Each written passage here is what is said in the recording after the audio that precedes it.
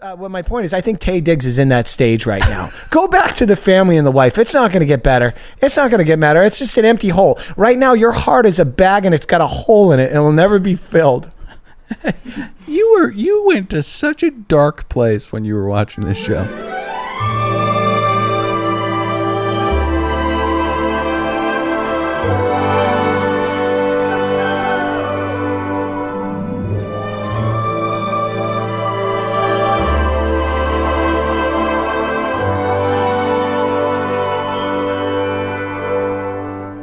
Hi, hello, and welcome to another brand spanking new episode of Another Bachelor Podcast. My name's Dylan. I'm saddled up next to one real Nicholas Davis. What's going on, everybody? Patrick, the producer of the podcast, over there behind my glasses. Hi, guys. How are you? It is a big night, guys. It's the grand finale, as Chris would say, of The Bachelor Presents, Listen to Your Heart. Or as I like to call it, the episode after the penultimate episode. Oh my God. Nick, you nailed that. I'm so proud of you. So we'll break down the entire episode as it is our responsibility, our duty, and our passion, but not mine. Hey, be here, okay? Right. Be here tonight. We've also got some fan favorite segments coming up and a brand spanking new fan favorite segment, which is Final Thoughts. That's where we'll break down our thoughts finally. I'm working on the description. I can't crack it. I can't crack it. You're creeping towards something. I'll figure it out eventually. But I don't know if I'm going to do it before the end of this episode, but I'm going to do my damnedest.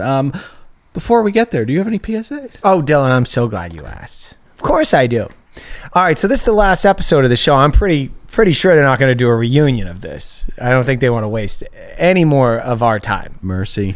So this is my last opportunity to try and get all the people that have been listening to the show for free to come pay me money that I deserve. Speaking bluntly and transparently. Right. So we have this thing called Patreon. You just got to go over to this site called Patreon and you type in our name, Another Network. What is it? I don't know. It's right in front of you on a massive TV. Another Podcast Network. Yeah. And then you pay me $5 and I'll be happy and I'll continue to do this show. And do you have a way for people to scratch together $5? I'm glad you asked, Dylan, because look, I'm not going to ask for people to go there. I know we're in hard times. Like people are having money problems and I can't go, hey, pay me $5 because I don't know. Some people don't know where their next meal's coming through. Well, that's what you're doing, but not without a tip. Right. So I'm going to give a tip on how you can scrape together $5 to pay me, Nick, and Dylan to continue to do the show and go over to Patreon and sign up. Before you get into it, can I ask, is it a crime? No, definitely not. Definitely not. Because last week's was a crime, and pretty much every recommendation you've ever given any of our audience to acquire a little bit more monetary power, a little purchasing power, has been criminal. This is well thought out, Dylan, and this is not a crime. Do you have anything to say before he jumps into this? Because I think it's going to be a crime. It's a really philosophical argument. It's like, if your family is starving, do you steal a loaf of bread? If you can't afford our Patreon, do you break into a CVS? Or a Circuit City. So get to it. Okay. So this time, you're going to have to do a little bit of an investment up front. I want you to go down to your local Target, okay? I want you to buy a tent. Yeah. It's this one's interesting because you're actually going into the hole up front. Yeah, exactly. There's an investment. If I may, I want you to buy a tent. Buy a nice one. Then I want you to get some Ziploc bags. Get like the 50-pack or something like that. Then head over to that laundry detergent aisle. I want you to buy the powder form. No, don't get the liquid form, okay? Oh, who uses powder? Yeah, right. What was the last thing? I do. A detergent. Okay. Then you're going to head down to go to your local area where a bunch of homeless people are. Okay. Oh, I get it. We're up to about $63 if you get that as a Target bill. Go under a bridge. Coleman Flatwoods too. I said it was going to be an investment. Go under a bridge or where a grouping of homeless people are, right? Set up that tent. Yeah. Start making friends fast. You take that powder, weigh it out, put just a few scoops of powder in each Ziploc bag. You're telling our audience to be drug lords of homeless encampments. That's what you're doing. Sell it for $25 a head. You will make $600 in 8 hours. Okay? Okay. The second you have that money, go on home. Go on the computer. Subscribe and give us $5. Now, let me tell you, I'm going to give the full tally here. It's got to wrap up now, right? Right. So your initial investment was $53. You have made $600. That was just the Flatwood. Too. Yeah, I don't. I think with the you're detergent off a little bit. and the first thing. Probably 71. All right, fair enough. Then you made $600. Okay. Back that initial investment out. And we do have to get You're into the whole show. at $530. Right. And then minus our $5, $525. Yeah, and listen, while we can talk about the criminality of it, it is a great tip to not only be flush enough to pay us $5 or 10 for the Birds of War tier, but I mean a quick $500, and it is a quick $500 you're saying, and Jesus Christ, we've got to get into the show now.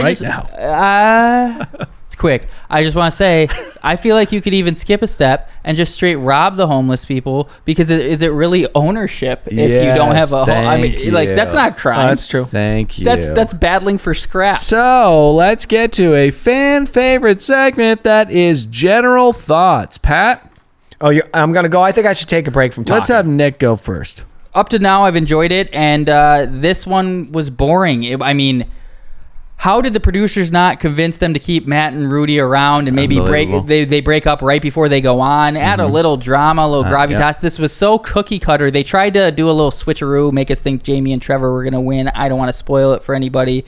Just wasn't doing it for me.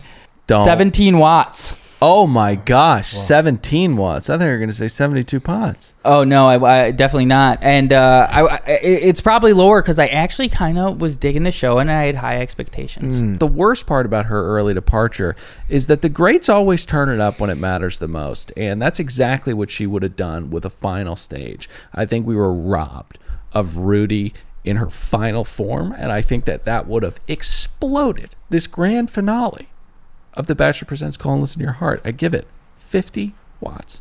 Pat? Okay. Well, Nick. Well, Dale.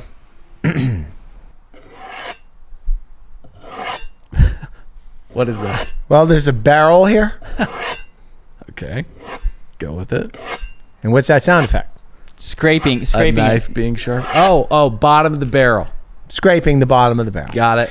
All right, I'm not gonna save my thoughts of this Bachelor incarnation for the end of the show. I'm going to share them now because I want people that are listening to get everything that I want to say about this, because I think producers of this show listen to this podcast, so I want to help them out a little bit. Horrible production. They didn't know what they were doing. Chris Harrison, I don't want to get ahead of myself, but at some point said, this is the winners of the first season of this. And I was thinking, there won't be a second. You're wrong about that. And not only have you made me extremely angry with that opinion, that wrong opinion, but you spit all over the fan favorite segment, Final Thoughts, which is where we finally give our thoughts. I can't figure it out. But also, I had some format changes I was going to get into later, so yeah. Look out for that. All right, so we kick things off in Nashville because where else would we be?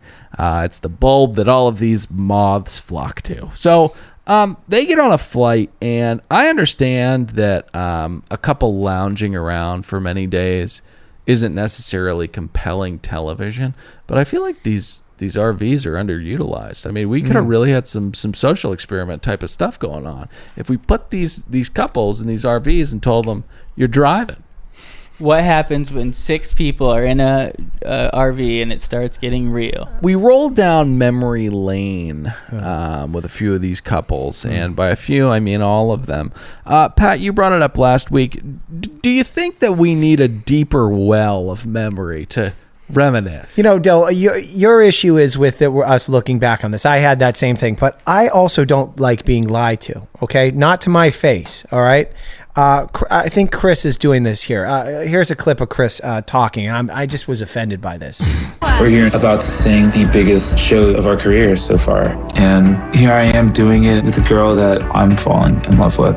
It's really like nearly more than I could wish for. How does he do that with a straight face? Just lie to America like that. It's really, really bizarre. This month-long, like, meant-to-be relationship between the witch and regular old Chris is really, really concerning stuff. When we were told by Brandon the Scout Sniper, sweetie, that these people were on, like, day 12 on episode 4, how do you not want to throw things at these two people? And then remember that this is in the past, and they're not in front of you. So if you threw something at the TV, it Right. would completely destroy the screen. And it's not like super expensive. TVs are affordable now, but you shouldn't do it. But how could you not want to? These two liars. They're also, though, surprisingly durable. Oftentimes, you won't shatter it. Should we get to the Performance Center? What isn't the Grand Ole Opry? I don't know where the fuck they are. I don't know. either. I thought it was the Grand Ole Opry, but it's definitely not the Grand Ole No, Opry. it's too modern. Yeah. And it's they too didn't small. mention it. They Right. didn't mention it at all. There's a problem with this. I was just shocked that it was not some historic quote unquote Nashville venue. Like the fact I feel they must have had a falling out with management there. Dude, honestly, Chris doesn't drop any names when he says this is a legendary venue.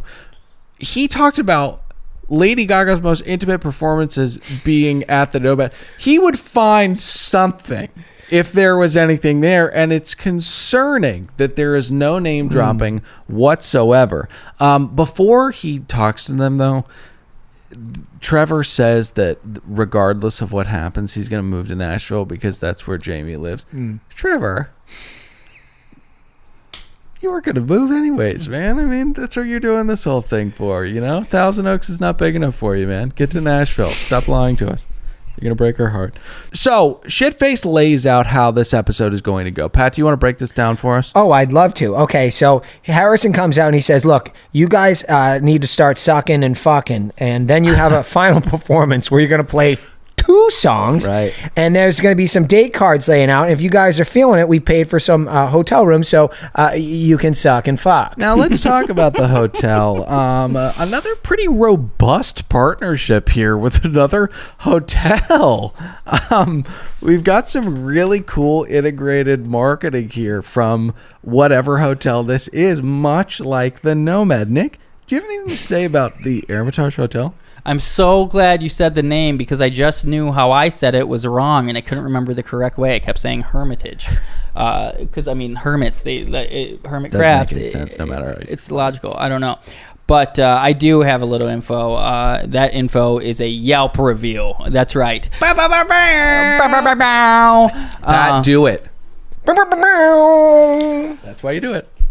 We have 182 reviews for the Hermitage. What did you say? That was pretty close. Yeah, that was. This one's for 4.5 out of 5 stars on average, and this one comes from Carrie B, who traveled all the way from Austin, Texas, from one pseudo hipster country place to another. Right. She's got a. Yeah, I don't even know about pseudo, man. I mean, Austin's a real fucking deal. I mean, so is Nashville, but it's like that's why people go there because they're fucking idiots. I don't know. Okay. She's got 80 friends on Yelp, 64 reviews, and 54 photos. So just seems like dipping her toe into being a pretty serious Yelper, it seems like. Yeah, you got to commit. You got to commit. You got to start going around. You got to start pulling the phone out and remembering how the experience was. Don't lie to people. I'm not going to say. She gave 2 stars. Oh, my God. I always asked for the most historic hotel. This was by far the worst. From Scotland, France, Ireland, Rome, New Orleans, San Francisco, the Plaza in New York, the list goes on. Bragger. This place gets last. All I wanted was a nice cobbler. And they were so very rude. Begged for days, as if this was some very special cobbler. When I finally got some on my last night, it was not very good at all. Served in a paper and inexplicably a line break cup. And that concludes the Yelp review. Wow. All right, there's so much going on, and no, it has nothing to do with The Bachelor, but we should dedicate a good amount of time to it. So, first off, what an ask. I always ask for the most historic. Who are you asking? What kind of thing is that to go around asking? And also, That was you said at our last show, that was my least problem with it. I would do that if I go to a city. What's you're the best? right, to a certain degree. Still a crazy ask. Fair. The more insane thing is if cobbler is not on the menu, that's the end of the story. The persistence to get the cobbler is psychosis. And can I say, I was on a time crunch today, but I wanted to get this Yelp review, but it really lost me some time because I read this I should have got to that last line, but I read this over and over, thinking this woman wanted to fix her shoes. I thought this was some service. That's cute. I kid you not. It didn't take me. I didn't lose time. But man. I read it. I literally thought this woman wanted a cobbler, and this was like the most known cobbler in Nashville. But the woman's a psychopath. That's her mark of a good hotel. The cobbler. She's got to check the cobbler. So, that concludes the Yelp review. Matt is not good with putting women at ease in general. He says they're all gathered around. They're about to get some date cards, and he says, "Hey, Rudy, we've got to talk." It's holding someone emotionally hostage. It's not polite. Right. It's not polite at all. But I don't think there's malintent here. I think it's just stupidity. With Matt, I was like, I didn't know who he was or what was happening up in that head of his, but after this move, I'm convinced he's a bag of dumb with a heartbeat walking around the earth. Okay. So, Jamie sings each and every one of the songs out of its envelope. So annoying. Jamie, shut the fuck up. Jamie is really getting in my craw, especially tonight. And then there's Bree and Chris, who should be concerning to every single person who is watching this show. Now, somehow they sequester, and they're not even rehearsals. I misspoke. It's just like these little coming togethers and talking about the songs that they've got to sing. But the fact that they sequester Matt and Rudy in their like respective moments of reflection is fucking hilarious. Like he's like, "Hey, we got to talk." No, we have to sit through this entire thing, and then the producer's like, "Hey, actually, we want to keep you guys apart for another half hour. If we could just get some shots of you looking out the window from the hallway, really fill out the episode because we need it." Anyways, Matt walks in, and he could have disguised this breakup a little bit better, or at least hurried the fuck up, because this is like a funeral procession for poor Rudy and her chances of being officially crowned the Lady Gaga of this championship. I mean, he certainly didn't need the police escort. Shall we pick apart any particulars in this conversation?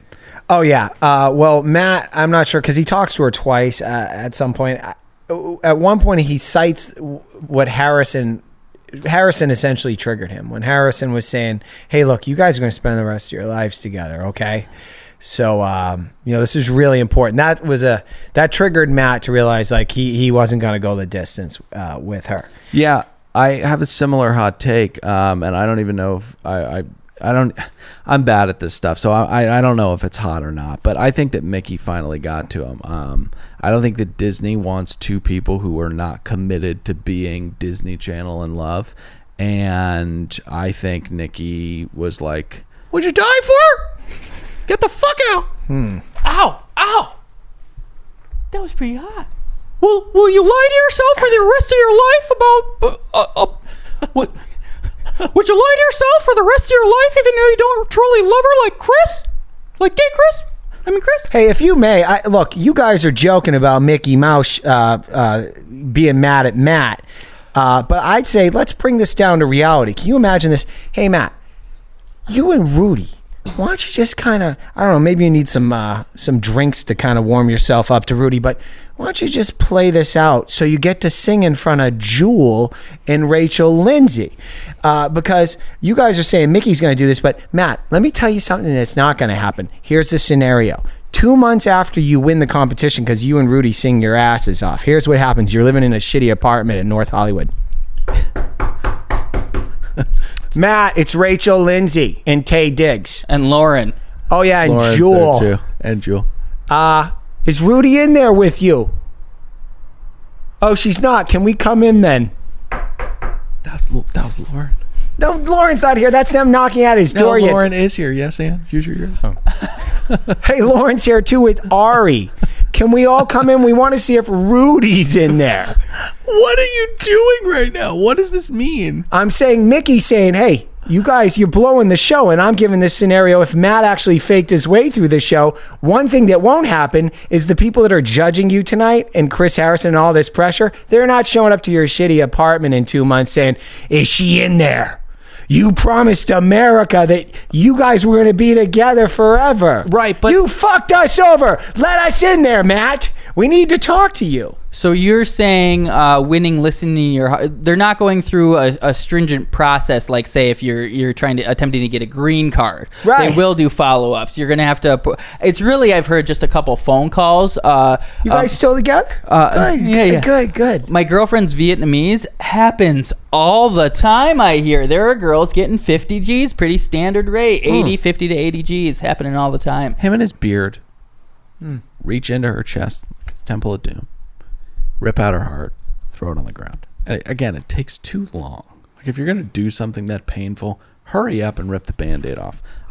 He breaks up with her, and their chances of winning this competition are done. I just want to say that Rudy is the only person I like on this show. Everyone else I could do without. She is my winner of the competition, and in my eyes, she's the Lady Gaga of our story. Now, I do want to ask, what's worse, breaking up with her now or waiting until the ink is dry on the record deal? Because you think Mickey's mean now? When there's that much revenue coming in, they're going to have to fake this for a long fucking time. So I don't know if this was the right call for Matt, but it is sad to see her depart. Well, the wonderful thing is, just very much like what we're happening now, different countries are taking how they're going to deal with coronavirus. We have Sweden as an example. To answer your question, we have Chris and Bree to see what happens now. Yeah. How do they fake their way through this? They're going to do it because they're psychotic. They got a record coming out. They got a big tour. I know I'll be there front row. We're going to get to that song that they played at the end. Spoiler alert. Fantastic. I think they talked about she knows he's gay. Okay. All right. So Rudy and Matt emerge, and Jamie starts screaming. No. She's just fucking Raggedy Ann is really getting in my craw. She's cheesed me off tonight, and she's a young girl. Like, she shouldn't make me this upset, but she's just annoying. She says, "I can't do this without you." Jamie, you're fueled by fame and fortune. You need Visine. Your eyes are so dry right now. Stop with this. Hey, can I, this is going to sound a little insensitive, but it's actually not me. It's my wife. My wife's watching this show with me. She hates it. When she's looking at Rudy, she's like studying her. She goes, you know what? Rudy could be a pretty girl. She goes, and she starts listing off things that she could do to fix her. Jesus Christ. I looked at my watch. It's like 20 minutes later. And I said, honey, I think it'd be easier if we chopped her head off and replaced it with someone else's head. Hey, how disgusting of you. It's like starting with a door handle and someone's like, yeah, I'm going to rebuild this old Cadillac. Rudy is so beautiful. She's the Lady Gaga of the competition, and you and your wife are horrible people. But also, all right? But also pretty horrible people. They're right, though. I mean, if you... I love it. Pat goes, my wife was saying this, not me, but at the end of the story, Pat goes, sounds like we got to chop her fucking head off. What a story. We have to move on. All I'll say finally on Rudy is there would have been no competition tonight. Rudy would have absolutely dusted everyone on stage, and they would have been crowned Lady Gaga and Bradley Cooper. So at some point, Trevor and Jamie sit down and exchange lies. Guys, I'm going to be honest with you. I tuned out every single word of this conversation. So do you have any highlights? Oh, sure. This is a direct quote. He says, just knowing her, he's grown as a person knowing her. Okay, lie. She's worth the risk. All right, lie. And he's learned from her soul. Yeah, I wanted to kill myself watching Yeah, this. I turned to my wife, speaking of fun times with our spouses watching this show, I turned around to my darling Cecilia and I said, honey, I love you like Trevor loves Jamie. And she said that was really mean. She called me an asshole. Hey, side note here. Are we going to get to the part where they pull out the fuck card and they choose to not forego, but to they're going to go for it? We can get to that part. Oh, now. I'm sorry. Yeah. Here's the thing, man. I'm a stickler for detail. Harrison told me at the beginning of this show when he showed up at that concert hall, couples weren't gonna go on dates. This isn't date. This is a table in the hotel room with some fruit on it. You're 100% right. And speaking of tables, this franchise has a rich history of people being surprised by tables set for two. It happens all the time on this show. Chris fits in and slots into that rich history. He comes out into the hallway and he's like, table for two? What else? What else would... Idiot. I was shocked they choose to go to Poontown. All right. I think he's not a very savvy individual. I think it's a really bad look. He's 29 years old. She is 21 years old. Yeah. That's you get looked at with a side eye by your friends if you do that. Yeah. It's inappropriate. I think what happened though is I feel as though Jamie's breasts got bigger and bigger as the show went on, and I don't think that he could really fight off the desire, the carnal urge to sink his huge teeth into young Jamie. There's some calculation, and we've said it before, it's like double your age -7 or something. Oh, right. About the rule. He fails the rule. Yeah, it's inappropriate what he's doing, and at least pretend like you're thinking about it. Like pull a Claire at the end of Juan Pablo's La Aventura. She's like, hey, I'm not sure. Claire, shut the fuck up. Okay, so... Let's get to Chris and Bree now, who are insane people. Now, the biggest shock of the evening, I don't know about you guys, but a line was drawn in the sand, and not by regular old Chris. Pat said it earlier. He was questioning how Chris can lie to Bree and the nation about his intent.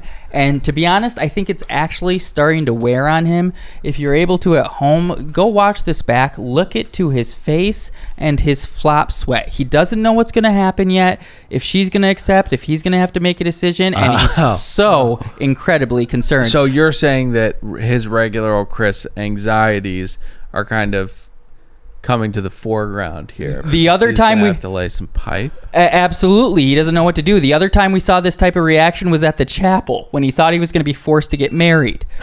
That's just the GoPro dying. Okay, great. This reminded me of like a situation where like someone gets a job someplace else, but they have to leave their current employer, and they're just anguishing over having to tell the boss, and they go in there really sad, really bummed, and the boss is like, you're fired, and they walk away skipping with a severance package. Yeah, exactly. Except his severance package is... Okay, so listen, enough with this whole thing, just enough. He's fine with it. They're going to take it easy. They're going to move at a glacial pace. This is not a sprint. This is a marathon.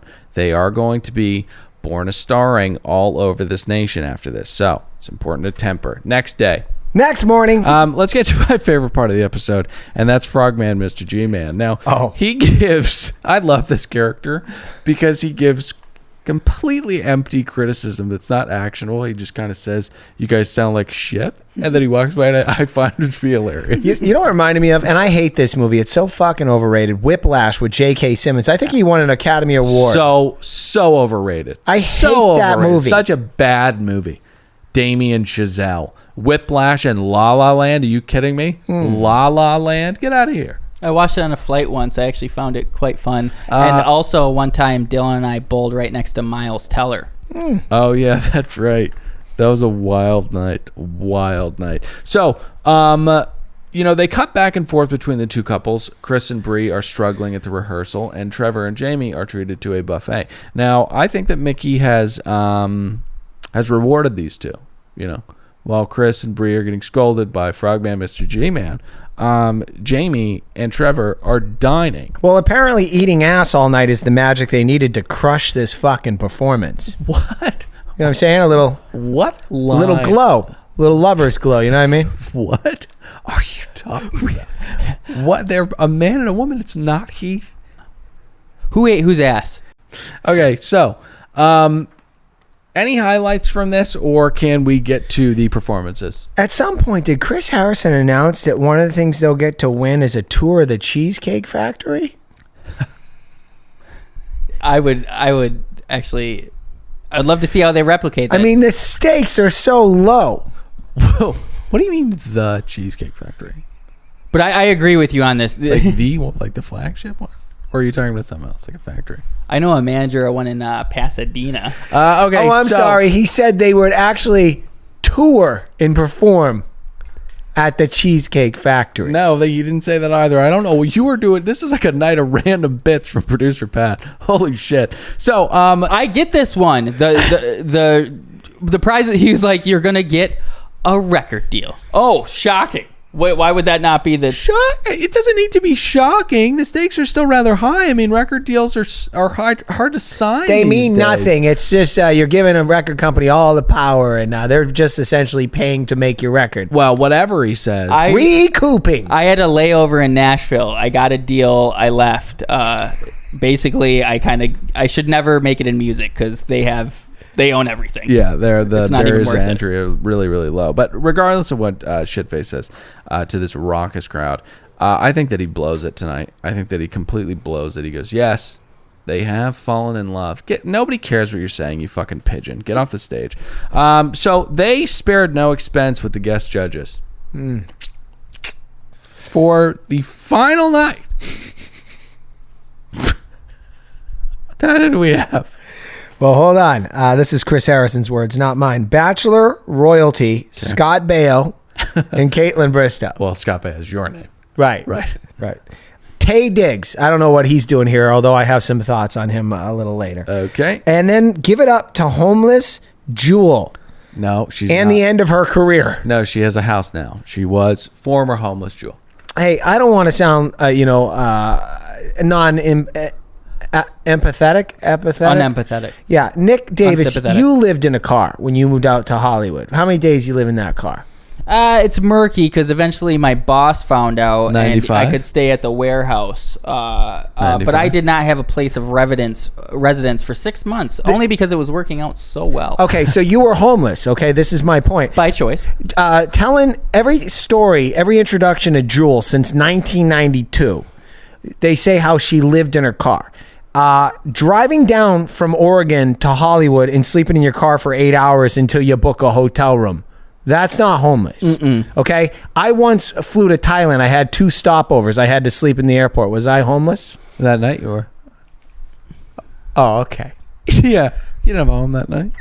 That's why it was so tough, wasn't it? You're not truly homeless unless you have specific places in your car for both leisure and sleep. Right. You have to develop and dining. ecosystems and then maybe neighbors. I mean, when you have neighbors on the streets, that's when you're really a filthy fucking bum. Tip number 1, get a gym membership. If you're planning on living in your car, that's the move. Absolutely. That's the move. But not a 24-hour fitness. You're like, I can go any time of night. No, you go in there. There's a bunch of gay guys in the sauna. Okay. It's a known thing in Hollywood. Is it really? Yeah, don't go to the 24-hour fitness. Okay. Hey, let me wrap up who the judges are. Okay. Our final guest is Rita Hanks. That's Tom Hanks's wife. Rita Wilson, yeah. Yeah, Rita Wilson. I think they noted the woman who's made 4 movies and who's married to Tom Hanks. No, they didn't.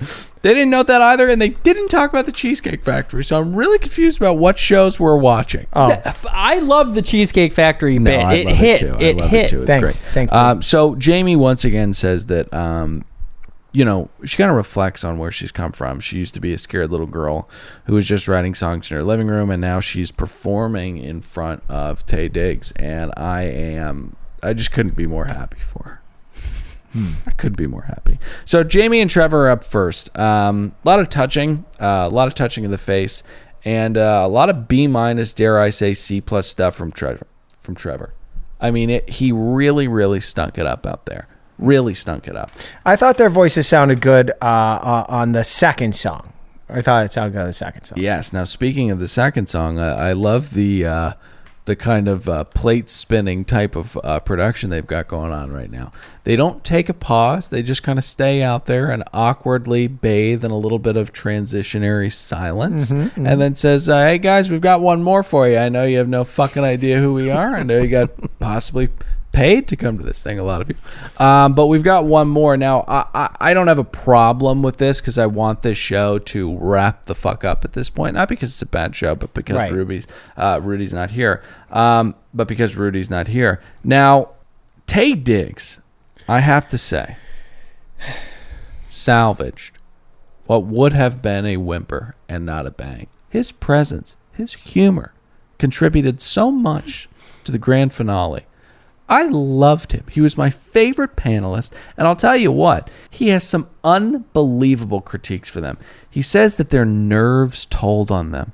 Beautiful. My thoughts on Taye Diggs. First off, he shouldn't be here because he's a movie star. He's very, very talented. I'm like, I don't know why, but I answered my own question. Okay. This is what happens, dude. First off, he's been smoking too much weed. He seems a little off to me. He's a little puffy in the face. Okay. And not a lot of people know this, but he was married to that white chick that sings that horrible song from Frozen. Okay, and they had a kid together. Guy's been Adina single. Menzel. Yeah, guy's been single for about 3 years. Hey, this is a lesson to all these bachelors out there. Be careful what you wish for. You couldn't wait to get away from her so you could start banging some chicks at the Sky Bar or whatever. Start fucking. You're 2 years deep into that. The next thing you know, you're pounding some 22-year-old Instagram model from behind. And you're like, this is empty. This is empty. Then you're sending her on her merry little way and you're going through drive-through eating all a bunch of crap from Jack in the Box. Then you get even more miserable. Be careful what you wish for. What my point is, I think Taye Diggs is in that stage right now. Go back to the family and the wife. It's not going to get better. It's not going to get better. It's just an empty hole. Right now, your heart is a bag and it's got a hole in it and it'll never be filled. You went to such a dark place when you were watching this show. I did. Okay, so Trevor says that he wasn't nervous because Jamie's already seen his soul, which is, it's really sad to see people buy in to this kind of poisonous facade as ferociously as they do. So Caitlin Bristow is a fucking hoot with this fantasy sweet talk. She's like an old wise drunk woman who's just like really loud but like sees shit clearly, you know. I love Caitlin. I love her. She does, and she's a hoot, but she is a one-act pony or one-trick pony. Everything is about sex with her, and like, hey, look how it's kind of like me on a certain level. Okay. You know what I mean? You know what she's gonna go for. Okay, that's her whole critique. Is like, I see you guys like, I don't know, fucking, and then like, I can't believe she said that. Well, hey, I'm Caitlin Bristow. I say inappropriate stuff, and I drink wine. Well, I'll tell you what, I was not too familiar with her work. I mean, I watched her season, little bits and baby pieces of it, but I hadn't really dived head first into this franchise when her season was going on. But I will say, I think she's a little better than car salesman Scott Baio. I mean, this guy is pathetic. I mean, he says, Trevor, I saw you leaning on her and that was really impressive. What the fuck?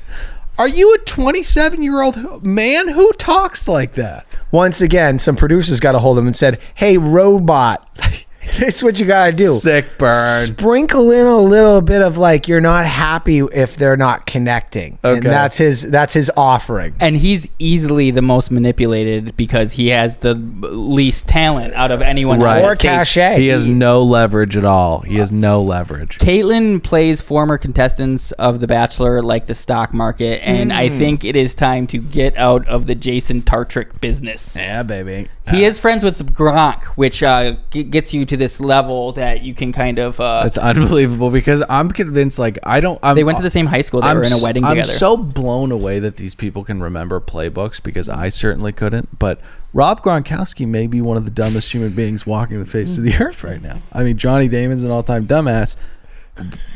Gronkowski is a Cro-Magnon. He is the stereotypical epitome, just dumb jock. That was a pretty good Gronk laugh. That's pretty good. And his celebration is the Gronk spike. He's a caricature of himself. We gotta get back to The Bachelor Presents : Listen to your heart. So I love up next we've got Chris and Bree, and I think there's quite a chasm here, guys. There's a clear winner here.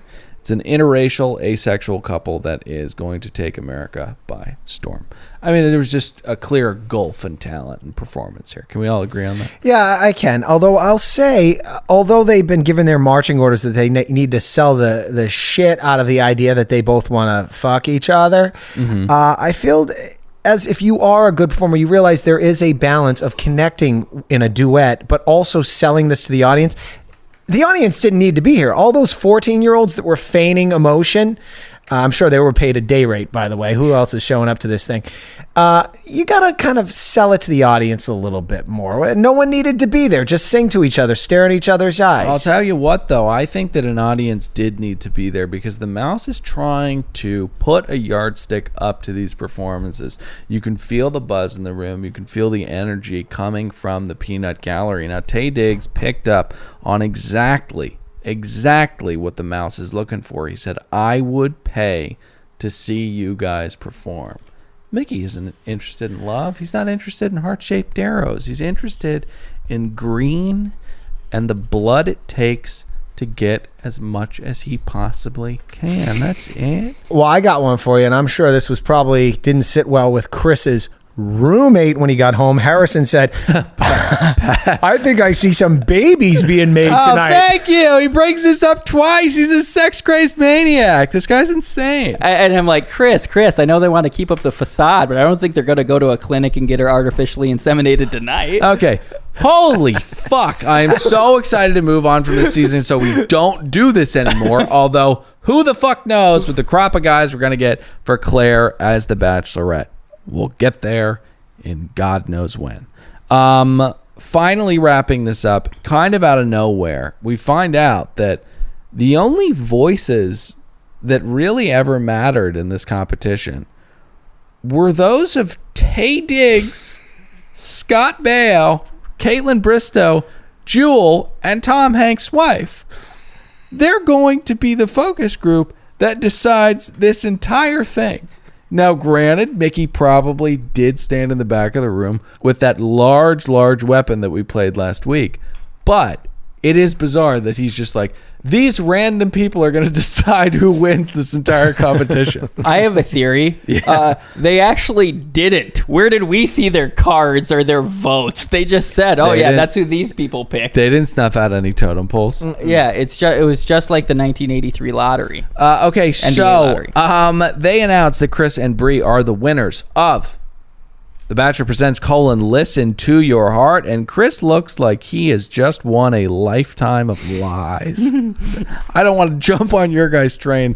That's awful. So Chris makes another baby-making joke, and I'll just say again, he's a sex-crazed trickster. Post-credit song. And most of those places have regular 9 to 5 weekday hours. They're not getting in at this time of night. Hey, before we, after they win, they run out to a tour bus. Where do you guys think that tour bus is going? Back to nowhere. Back to the station for cleaning and kind of prepping it for the next person who's going to own it for more than 2.5 days. Working musicians, which Chris and Bree are soon going to be. Now we get a little post-credit song. This is the stuff. This is the kind of stuff that they're going to be building in a lab for them, okay? This is One Direction. This is any pet project, and that's exactly what these people are. And I have to say, I'm fucking here for it. I'm here for it. That song was grooving, and I like some poorly churned out pop. I'm a huge fan of it. I think that's like as they roll the credits on a Pixar film or something. That never sees the light of actual day on the radio or nothing. I don't know. Let's see. Guys, I very much would like to make a pact right now that if Chris and Bree, God forbid, Rudy and Matt do come to Los Angeles, we take our respective lady friends and we go see them in concert together. I think it's our 100%. Duty. We'll get some content there, and we'll just have a ball. Yeah, you guys accuse me of living my life ironically, right? Yeah. That sounds like just one evening of irony that I want no part of. If you're getting paid for the irony in a convoluted way that you can justify in your head, it's not as weird. That's the Patreon money Pat talked about in the beginning of the episode, patreon.com. When I go to Benihana, I am paid in memories, and I'm also paid in delicious fried rice and condiments. Those two sauces are absolutely magnificent. So I love that they drop a Polaroid that says that Chris and Bree are still in love and can't wait for the upcoming album, as opposed to what? Being separated into fucking barrels and thrown in the Hudson? That's exactly what would happen. Well, this is the only alternative. And they forgot to mention that, unfortunately, at the beginning of the pandemic, they were on some complete opposite ends of the country and have not seen each other since. Yeah, exactly. You know, that's a fun little tidbit there. Why did Mickey have to lie to us? Certainly, they're producing this just weeks ago, that final title card. You could say they haven't seen each other because that's what really happened. Mickey lied to us there. it's easy to say since they've been apart that they are still in love. The facade is easy to keep up. And also, you could have chucked up a little COVID relief, like many loved ones. Chris and Bree have not been able to come together. They've been split by thousands of miles, and we could be making sweet music with them right now. Donate to this. But Mickey's not about that. He's a hoarder. Okay, so let's get to a fan favorite, brand new segment. That's Final Thoughts, because I really am interested in how we think this experiment went. I'm hopeful about this. I think that this was a lot of fun. I just think that the characters were a little weak, and I think that the talent overall was a little weak. I think if you eliminate the wispy bitch voices like Ryan and Trevor, you get some fucking guys in here who can actually sing. Let's give this thing a fucking another run, huh? I want to see this again. Give me 13 episodes. Next time you do this, and I don't think you'll ever do this again because no one's watching this show. No, I don't know about that. You put 30 hungry musicians in a house, 15 guys, 15 girls. You judge every night. First off, you tell them, go into your rooms, just start fucking each other. Cameras will on, like start banging. Yeah. The Bachelor. Producers pick who's going to be coupling up to sing songs, okay? Yeah, and that's where we start. The mouse will start kind of having fun with this. Two people are making love on a Tuesday. On Wednesday, they say, no, Brian and Kathy need to sing tonight, okay? Then you start getting people all jealous with each other. The drama's in the house. And then you have everybody perform at the last 15 minutes of every episode. They don't need to sing their whole song. We don't need to see it. Do it like American Idol does the auditions, okay? And that's how you do this. And then the final performance is the final episode where you get to see more than 2 acts perform. And your watts? 0 watts. Okay, Nick. Interesting theory, though, Pat. It was a blur of a 6 weeks. I was really not confident in this show, but it had some moments, the Bachelor in Paradise stuff that I always love in the beginning that kept me interested. And then I was moved unexpectedly. I had a number of great talks with my grandma because of this show, because of the performances. So, I mean, that's a positive. It's got to be above it. I'm going to give it 55 watts. Ended with a whimper, like you said. I think overall it was a fun show. It wasn't a complete unmitigated disaster, which it totally could have been, probably should have been with this franchise's track record. Guys, that's the end of the season. We will be back very, very soon to break down Claire's 4th or 5th bite at the apple. We're very, very excited about that. Also very excited about Juan Pablo's season, where we first met our upcoming bachelorette. You can hear us break down every single episode at patreon.com/Another Podcast Network. We cannot thank you guys enough for listening to this dry run of The Bachelor Presents: Listen to Your Heart. We've had a lot of fun, and we'll see you soon for more Bachelor content. Hop in the iTunes ratings and reviews. Jump on Facebook at Another Bachelor Podcast, and we'll see you soon. I'm Dylan saying goodbye. Nick, say goodbye. Goodbye. Pat, say goodbye. Later.